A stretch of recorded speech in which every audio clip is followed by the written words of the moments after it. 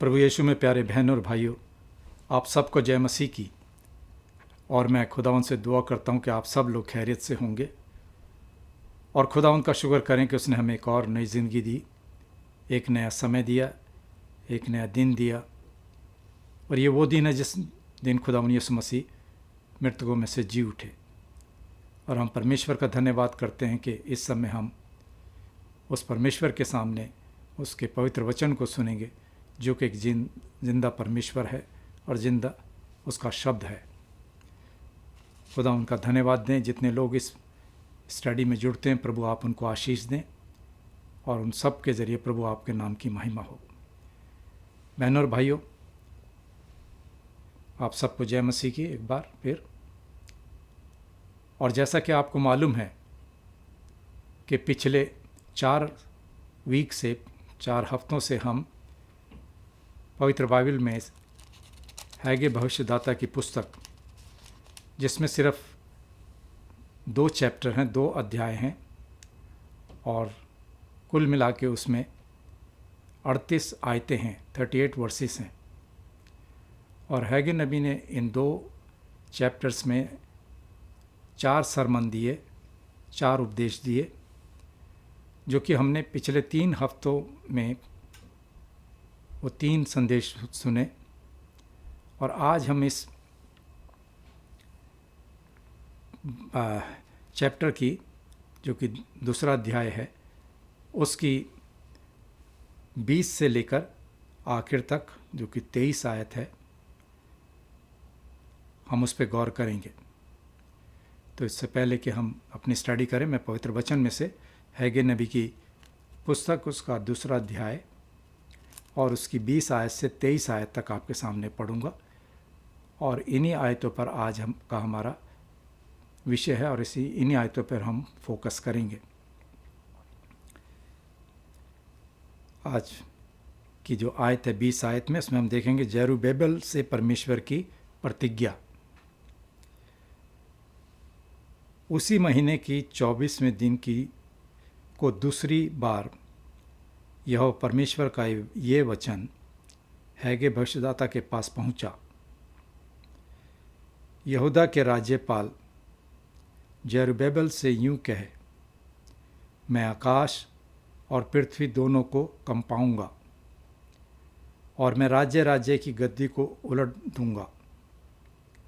मैं अन्य जातियों के राज्य राज्य का बल तोड़ूंगा और रथों को सवार समेत उलट दूंगा और घोड़ों समेत सवार एक दूसरे की तलवार से गिरेंगे। सेनाओं के यहोवा की यही वाणी है।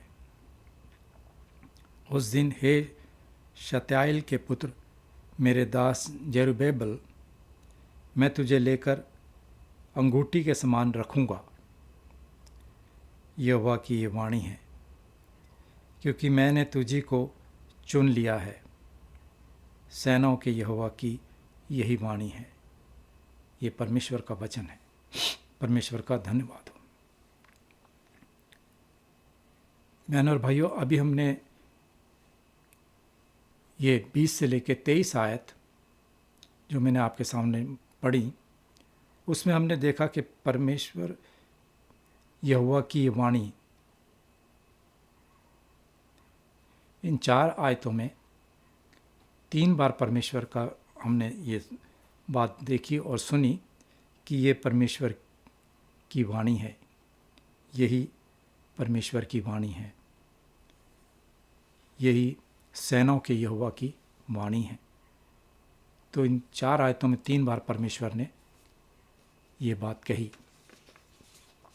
और आज हम प्रभु ने चाहा तो इन्हीं बातों पे अपना फोकस करेंगे, गौर करेंगे। आज का जो हमारा सब्जेक्ट है, विषय है, वो है अपने चुने हुओं के लिए राज्यों को उखाड़ फेंकना। परमेश्वर के चुने हुए लोगों के द्वारा राज्यों को उखाड़ फेंकना परमेश्वर पर। Overthrowing kingdoms for the sake of his chosen one. प्रभु में मेरे प्यारे बहन और भाइयों,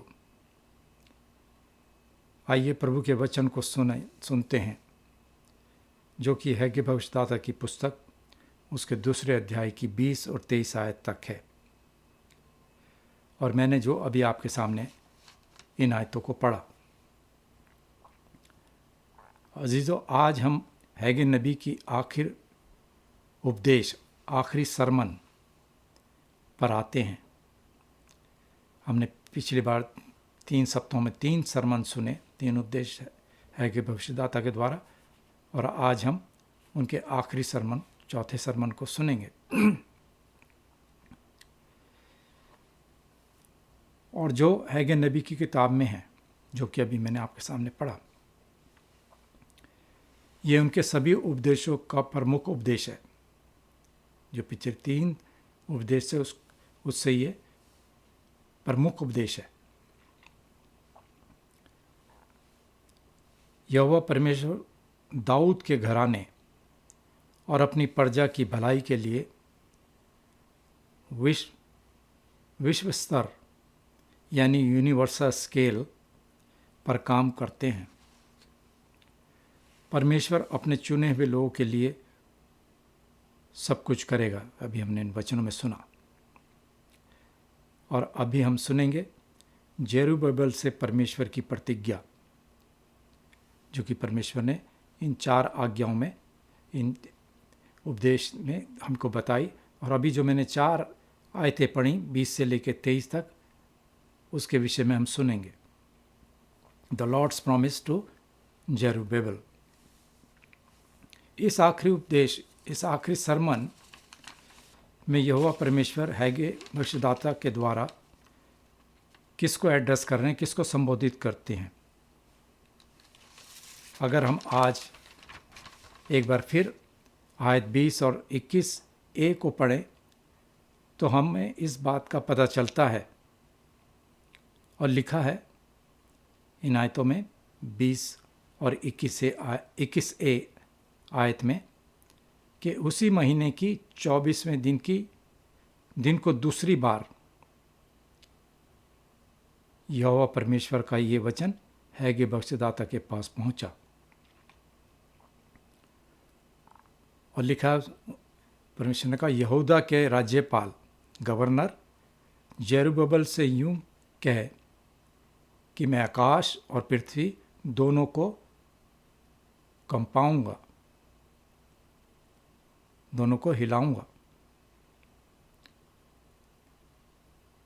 मेहरबानी से ध्यान दें कि ये संदेश उसी दिन और महीने में तीसरी बार संदेश के रूप में है, जो कि हमें दूसरे अध्याय की 10 आयत में हम पढ़ते हैं।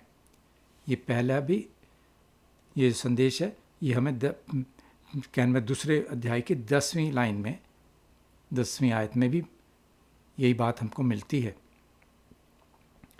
जैसा कि हमें मालूम है कि जेरुब्बाबेल यहूदा का राज्यपाल है, गवर्नर है, और 538 बीसी 538 बीसी में वो वहाँ बंधुओं की पहली लहर,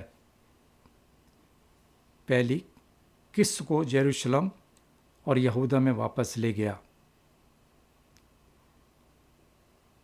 पवित्र बाइबल में अगर देखें आप, मेहरबानी से पढ़ें कि पुराने नियम में एजरा नबी की पुस्तक, उसका पहले अध्याय की 8 आयत और 2 अध्याय की 2 आयत पढ़ें। इस बात को समझ लीजिए कि उस समय दुनिया के पटल पर, यानी कि दुनिया के सीन पर यहूदा कुछ भी नहीं था। दुनिया की नज़र में फारस के शासन, पर्शियन फारस के शासन के अधीन होने के कारण जेरुब्बाबेल एक फारसी नियुक्त गवर्नर था, राज्यपाल था, और इसलिए वह एक कठपुतली, एक पपेट गवर्नर था, क्योंकि वो उनके अधीन था, उनके नीचे काम करता था। लेकिन इस धर्म उपदेश में जेरुब्बाबेल अब पिछले 3 उपदेशों की तरह परमेश्वर के उपदेश का विषय नहीं है, लेकिन जरुब्बाबेल वह संदेश है जो आने वाला राजा यानी कि हमारे प्रभु यीशु मसीह की तस्वीर को जाहिर करता है। आयत 21 और 22 में परमेश्वर संसार और विदेशी राज्यों की शक्ति के ठिकानों के साथ क्या करेगा। हम पढ़ते हैं कि परमेश्वर कहते हैं, यहूदा के राज्यपाल जरुब्बाबेल से यूं कहे, मैं आकाश और पृथ्वी दोनों को कंपाऊंगा और मैं राज्य राज्य की गद्दी को उलट दूंगा। मैं अन्य जातियों के राज्य राज्य का बल तोड़ूंगा और रथों को सवारों समेत उलट दूंगा और घोड़ों समेत सवार एक दूसरे की तलवार से गिरेंगे। ये 5 गुना काम परमेश्वर की पहल है। मेहरबानी से इस बात पर ध्यान दें। परमेश्वर कहते हैं, मैं करूंगा, आई विल।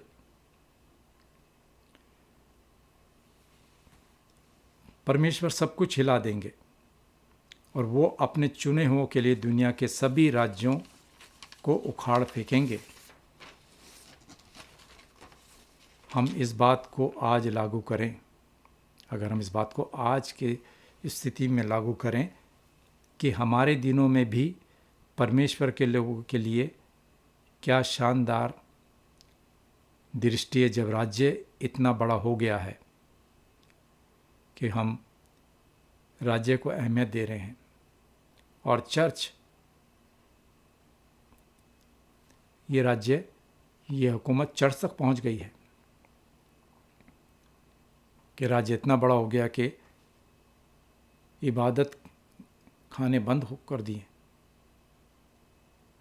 आयत 23 में परमेश्वर ने वायदा किया है और आयत की एक बहुत ज़रूरी, और ये आयत बहुत ज़रूरी है।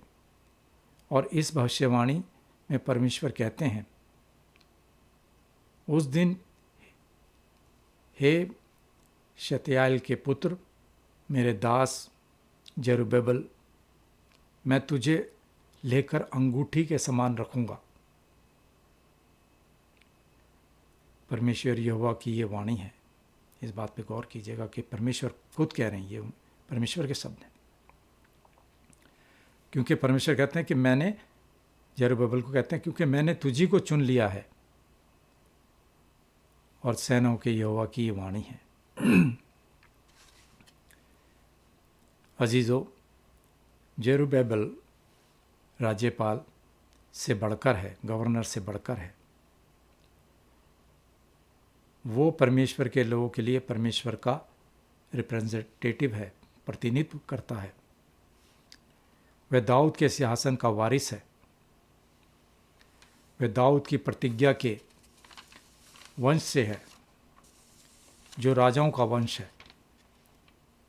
मेहरबानी से ध्यान दें, वह शातियाल का पुत्र उसे दाऊद और प्रभु यीशु से जोड़ता है, और जो आने वाला बड़ा पुत्र है यानी कि हमारे प्रभु यीशु मसीह। अगर हम मत्ती की इंजील उसका पहले बाब की 12 आयत देखें। अब मैं आपको नए नियम में ले चलता हूँ। नए नियम की पहली पुस्तक मत्ती रचित सुसमाचार, उसका पहले अध्याय की 12 आयत। परमेश्वर कहते हैं, जरुब्बाबेल को कहते हैं कि मैं तुझे लेकर अंगूठी के समान रखूंगा। ये अंगूठी क्या थी? ये कीमती और बहुत ही सम्मानित अंगूठी थी। उस पर एक नाम था और ये एक अधिकार की मोहर थी, एक अथॉरिटी थी। ये इतनी कीमती थी कि इसे आमतौर पर गले में जंजीर पर या दाहिने हाथ में अंगूठी के रूप में पहना जाता था। और ये इसलिए कि इसे कोई चोरी ना कर ले या कोई आदमी इसको गलत तरीके से इसका इस्तेमाल या इसका उपयोग ना कर ले, इसलिए इसको गले में जंजीर के रूप में इसको पहनते थे। और यहाँ जेरुब्बाबेल के समानता एक अंगूठी को जो एक अधिकार के समान है उसको दी गई, एक अथॉरिटी। और दूसरा जो बहुत कीमती है, बहुत अनमोल है। और तीसरा जो उसको पहनेगा उसको अधिकार दिया गया, एक अधिकार है, एक पावर है, एक अथॉरिटी है। अगर हम यिर्मयाह नबी की पुस्तक पुराने नियम में उसके 22वें अध्याय की 24 आयत देखें तो उसमें लिखा है कि यहोवा परमेश्वर ने जेरुब्बाबेल के दादा योदाकीम के बारे में क्या कहा। यहोवा परमेश्वर की ये वाणी है। उन्होंने कहा, मेरे जीवन की सौगंध, चाहे योकीम का पुत्र यहूदा का राजा को नहाया मेरे दाहिने हाथ की अंगूठी में भी होता तो भी मैं उसे उतार फेंकता। ये बंधुआई यानी एग्जाइल से पहले की बात है। भविष्यद्वक्ता यिर्मयाह ने राजा योआकीम पर न्याय के कुछ कठोर वचन कहे। परमेश्वर यहोवा ने कहा था कि परमेश्वर योआकीम को एक तरफ फेंक देगा, भले ही वो उसकी उंगली पर हस्ताक्षर की अंगूठी हो, चाहे उसके पास पावर हो, फिर भी परमेश्वर उसको निकाल कर बाहर फेंक देगा। योकीम को रिजेक्ट कर दिया गया, अस्वीकार कर दिया गया और उसे नबूकदनेस्सर को सौंप दिया गया, जो कि राजा था नबूकदनेस्सर, उसे सौंप दिया गया और उसे बंधुआई यानी एग्जाइल में लाया गया। ऐसा लग रहा था मानो दाऊद का वंश मर गया हो। फिर भी परमेश्वर की कृपा में, उसके परमेश्वर के अनुग्रह में, परमेश्वर अब दाऊद के वंश को जेरुब्बाबेल में जिंदा करते हैं। अब बंधुआई के बाद जेरुब्बाबेल को यहाँ बताया गया है कि परमेश्वर यहोवा उसके लिए एक हस्ताक्षर, एक सिग्नेट की अंगूठी बनाने की योजना बना रहे हैं। एक अंगूठी परमेश्वर की उंगली पर कितनी कीमती और उसका अधिकार धारण करने वाला है, इस बात को हमें देखना है कि परमेश्वर कितनी अथॉरिटी जेरुब्बाबेल को देते हैं। और दाऊद के घराने का फिर से भविष्य है, वो फ्यूचर है, जैसा परमेश्वर के लोगों का फिर से है। परमेश्वर यहोवा अपने वायदे से नहीं मुकरते, वो अपने वायदों पर खरा उतर रहे हैं। अगर हम दूसरा शमूएल उसके 7 अध्याय की 12 और 13 आयत मेहरबानी से आप पढ़ें। परमेश्वर यहोवा ने ना सिर्फ राष्ट्र और जाति को वरन दाऊद के वंश को भी दोबारा स्थापित किया, फिर इस्टेब्लिश किया, जिसके द्वारा प्रभु यीशु मसीह आएंगे दाऊद के वंश से। और ये वायदा किसको दिया गया? जेरुब्बाबेल को ये वायदा दिया गया। लेकिन जेरुब्बाबेल से भी बड़े बेटे में पूरा हुआ है, और वो बड़ा बेटा कौन है? वो है हमारे प्रभु यीशु मसीह, परमेश्वर के इकलौते पुत्र, जो परमेश्वर के पुत्र हैं। परमेश्वर का वायदा प्रभु यीशु में पूरा हुआ। The God's promise fulfilled in Christ Jesus. अजीजों, आपको ये शब्द याद है जो जब्राइल फरिश्ते ने, सरदूत ने कुंवारी मरियम से कहे। अगर हम लूका की इंजील उसके पहले अध्याय की 31 से 33, gospel according to Luke chapter 1 verses 31 to 33 पढ़ें, तो जब्राइल फरिश्ता जब कुंवारी मरियम के पास आया तो उसने क्या कहा? उसने कहा, देख, तू गर्भवती होगी और तेरे एक पुत्र उत्पन्न होगा, तो उसका नाम यीशु रखना। वो महान होगा और परम प्रधान का पुत्र कहलाएगा, और प्रभु परमेश्वर उसके पिता दाऊद का सिंहासन उसको देगा, और वो याकूब के घराने पर सदा राज्य करेगा, और उसके राज्य का अंत न होगा। परमेश्वर के पुत्र प्रभु यीशु मसीह ने हमारे शरीर को अपने ऊपर लेकर अपने आप को अपने लोगों के साथ एक कर लिया। परमेश्वर होते हुए उन्होंने मनुष्य के रूप में जन्म लिया, और वो हमारे समान हुए। मगर हम गुनाहगार हैं, मगर प्रभु यीशु मसीह में कोई गुनाह नहीं था। वो परमेश्वर के बेऐब बर्रे थे,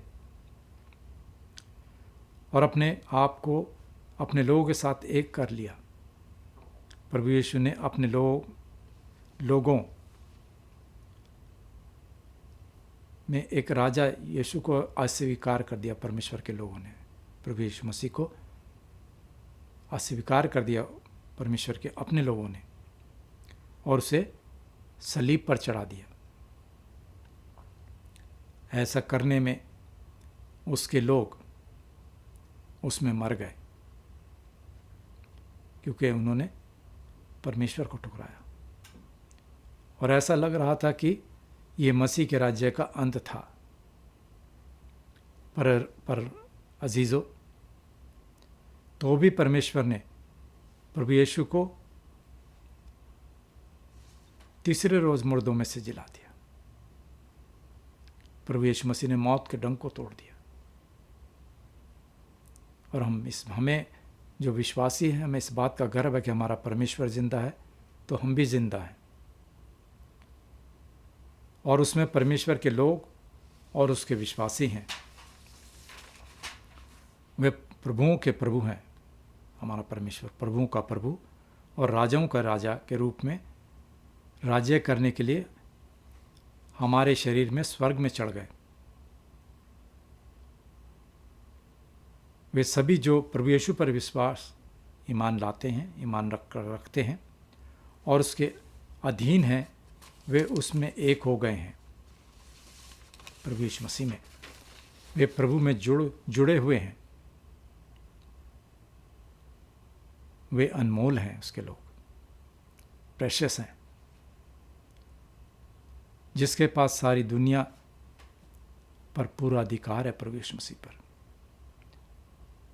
आपको याद होगा कि प्रभु यीशु मसीह स्वर्ग में जाने से पहले, अगर हम मत्ती की इंजील उसके 28 बाब की 18 आयत देखें, जिसको हम ग्रेट कमीशन कहते हैं के रूप में जानते हैं इन आयतों को, तो प्रभु यीशु मसीह क्या कहते हैं अपने चेलों को आसमान पर जाने से पहले? वो कहते हैं, स्वर्ग और पृथ्वी का सारा अधिकार मुझे दिया गया है। स्वर्ग और पृथ्वी दोनों के अधिकार प्रभु यीशु मसीह के पास हैं। और इसी तरह से अगर हम प्रकाशित वाक्य रेवलेशन चैप्टर 11 वर्स 15 देखें, 11 अध्याय की 15 आयत, तो हमें पता चलता है और लिखा है, जगत का राज्य हमारे प्रभु का और उसके मसीह का हो गया है, और वो हमेशा राज्य करेगा। उसके राज्य का अंत नहीं होगा, हमेशा राज्य करेगा। आज सारे राजा और राज्य प्रभु यीशु मसीह के हाथ में है। और ये ऐसा है, जब से मसीह का पहला आगमन, जब प्रभु यीशु मसीह पहले बार आए थे, ये तब से है। और सारे राष्ट्रों और उनकी सरकार और सभी चीज़ों पर प्रभु शासन करते हैं। किसके लिए? अपनी कलीसिया के लिए, अपने चर्च के लिए, अपने राज्य के सुसमाचार के प्रचार के माध्यम से परमेश्वर स्वर्ग और पृथ्वी को हिला रहे हैं, राज्यों के सिंहासन को उलट रहे हैं, उल्टा रहे हैं और राज्य की शक्तियों को नष्ट कर रहे हैं। वे एक दूसरे से लड़ रहे हैं। एक राज्य दूसरे राज्य से लड़ाई कर रहा है। एक भाई दूसरे भाई से कोई नहीं देख सकता, उससे लड़ाई कर रहा है। हर जगह अशांति है, हर जगह कलेश है।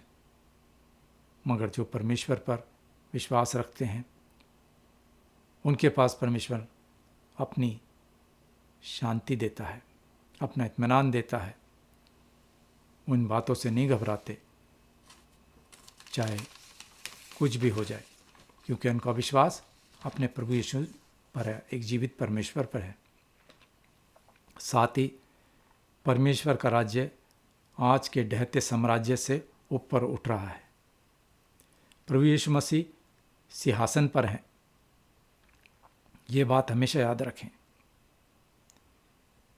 हम घबरा जाते हैं क्योंकि हमारे में विश्वास की कमी है, मगर प्रभु यीशु मसीह अपने सिंहासन पर हैं। आज जो शक्तियां हैं वे कह रही होंगी कि वे कमज़ोर मसीही आखिर हैं क्या?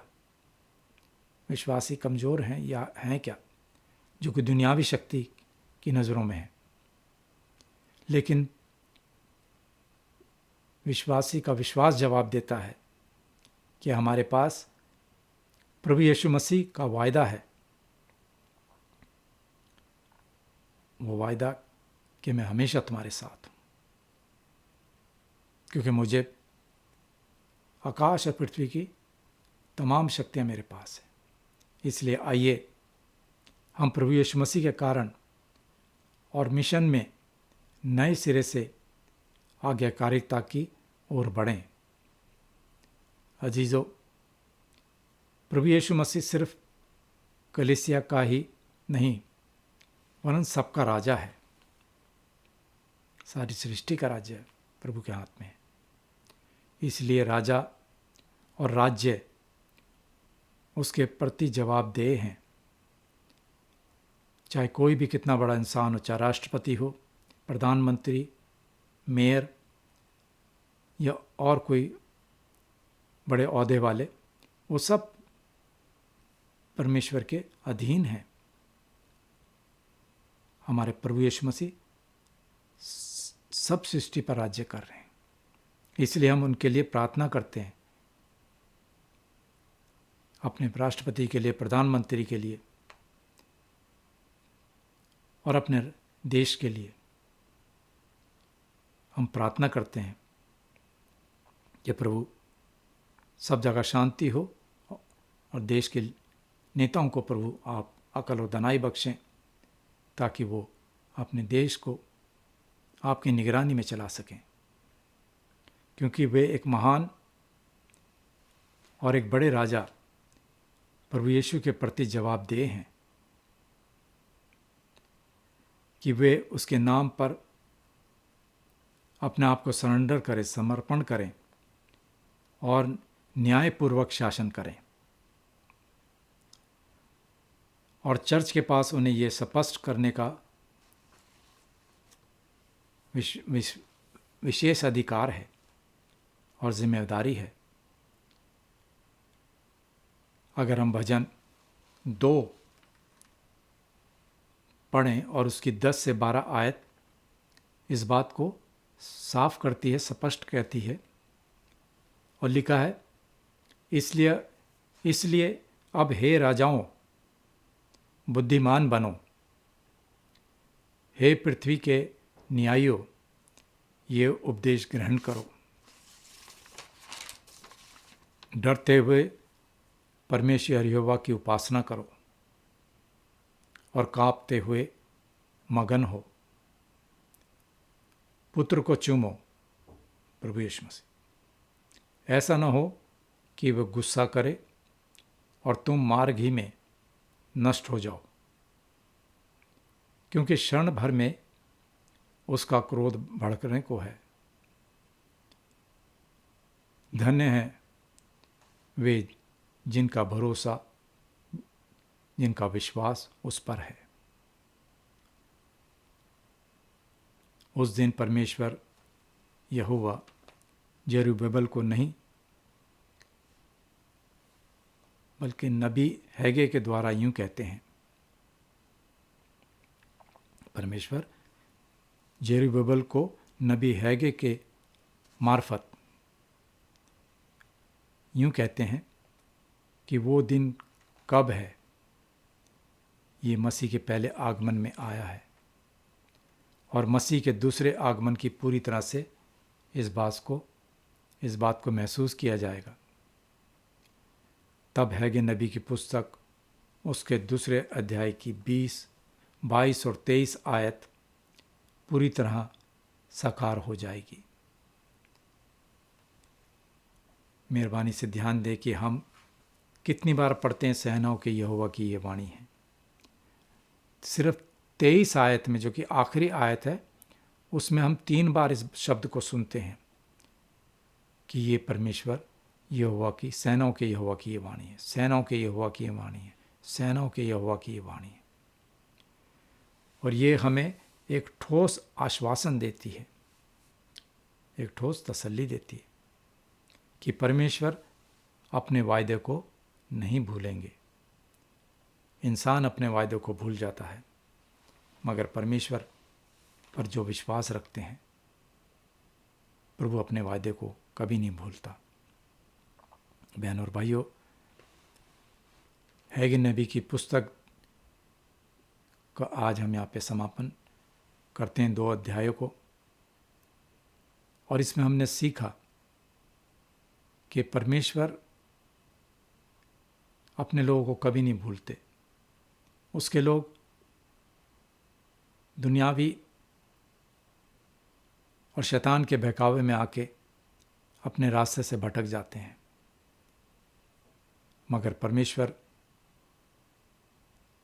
अपनी भेड़ों को, वो एक अच्छा चरवाहा है, वो उसको कभी नहीं भूलता। और मैं आपसे यही गुजारिश करूंगा कि जितना हम परमेश्वर के वचन को पढ़ेंगे, जितना हम परमेश्वर के, जो हमें पवित्र बाइबल दी है, परमेश्वर हमसे बातचीत करते हैं उसके द्वारा, जितना हम उसको पढ़ेंगे और जितना हम उसका अध्ययन करेंगे, हमारा विश्वास उतना ही मजबूत होगा। The more we read and study God's word, the stronger our faith will grow. The more we read Bible. और जितना हम प्रार्थना करेंगे उतना हम परमेश्वर के नज़दीक होंगे। प्रभु ने हम सबको, जो विश्वासी हैं, बहुत बड़ा दान दिया, और वो है प्रभु यीशु मसीह।